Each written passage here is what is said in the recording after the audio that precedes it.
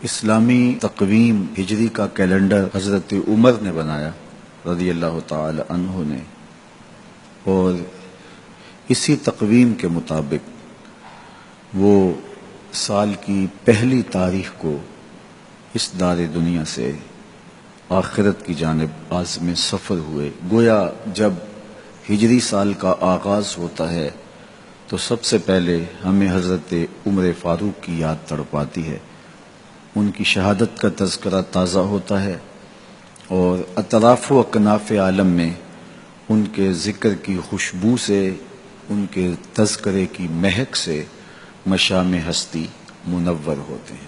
تو یہ نئے سال کا آغاز ہے، ہم نئے عزم کے ساتھ آگے بڑھیں اور اپنی صبح کا آغاز صلاۃ التہجد سے کریں۔ تہجد کے لمحے اللہ کی رحمتوں کے نزول کے خاص لمحے ہوتے ہیں۔ میرے بزرگ فرمایا کرتے تھے کہ باطن کی صحت کے لیے تہجد کی نماز بہت ضروری ہے، اور جسم کی صحت کے لیے صبح کی سیر بڑی ضروری ہے۔ تو یہ دو چیزیں جو ہے وہ بہت ضروری ہے۔ تو بالخصوص یہ بچے جو ہیں، جب اس عمر میں ان کی عادت پختہ ہو جائے گی تو یہ زندگی کی آخری سانس تک باقی رہے گی۔ میرے بزرگ فرمایا کرتے تھے کہ مجھے تہجد کا عادی میری ماں نے بنایا ہے۔ وہ کس طرح کہتے ہیں کہ جب تہجد کا وقت ہوتا تو میری ماں میرے پاؤں آ کے دباتی تھی، اور میں جلدی سے اٹھ جاتا تو وہ تہجد کے لیے مجھے مصلی پہ بٹھاتی۔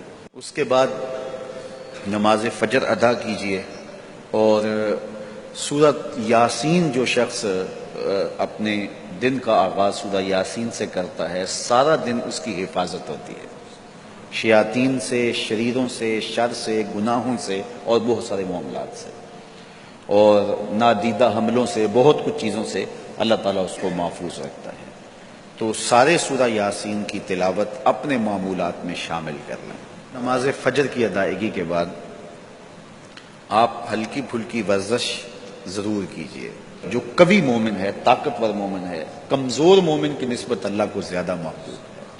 تو طاقتور مومن، قوی مومن، یہ مطلوب ہے شریعت کا، اور یہ مقصود ہے شریعت کا۔ پھر سونے سے قبل سورۃ الملک ایک مرتبہ ضرور پڑھیے گا۔ جس طرح سورہ یاسین پڑھتے ہیں تو سارا دن آپ کی حفاظت رہتی ہے، اور سورہ ملک اگر پڑھتے ہیں تو ساری رات آپ کی حفاظت رہتی ہے۔ اور سورہ واقعہ ایک مرتبہ یہ زندگی میں معمول بنا لیں، کیونکہ ہمارے جو معاشی مسائل ہیں اس کا بہترین روحانی حل سورہ الواقعہ ہے۔ سورہ الواقعہ کی تلاوت کرنے والا کبھی بھی کنگال نہیں رہتا۔ میں جب بھی اللہ کی توفیق سے یہ محسوس کرتا ہوں کہ ادارے کو وسائل کی ضرورت ہے تو سورہ واقعہ کو زیادہ پڑھنا شروع کر دیتا ہوں، تو اللہ خزانہ غیب سے مدد فرما دیتا ہے۔ اور جب بھی کبھی میں چاہتا ہوں حرمین طیبین میں حاضری کے لیے، تو سورہ واقعہ کی تلاوت میں لازمی کرتا ہوں، اس نیت سے کہ اللہ اس کی برکت سے، وہاں چونکہ ایک کا 1,00,000 کے بدلے میں جو ہے وہ ثواب ہے، تاکہ جو ہے وہ زیادہ سے زیادہ اللہ تعالیٰ وسائل عطا فرمائے۔ تو یہ ساری جو بہاریں آپ کو نظر آ رہی ہیں، اس میں بہت سارا حصہ سورہ الواقعہ کا ہے۔ جس معاشرے میں ہم جی رہے ہیں یہ ناہموار معاشرہ ہے۔ یہ ہمارے خاندانی نظم ہو تو وہاں بھی عجیب سی بولی اور عجیب سی لینگویج ہوتی ہے، اور ہمارا دیہاتی کلچر بھی، ہمارا شہری کلچر بھی، وہ بھی عجیب سا ہوتا ہے۔ اسی طرح جو ہے وہ یہ ہمارے مدارس کی، مساجد کی دنیا بھی، یہ بھی ایک الگ کائنات ہوتی ہے۔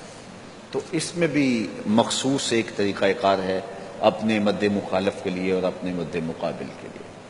تو اس سے ہٹ کر کے جو ہے وہ جو شریعت کا مقصود ہے اس کے مطابق ہم نے اپنے قول و عمل کو مرتب اور منظم کرنا ہے۔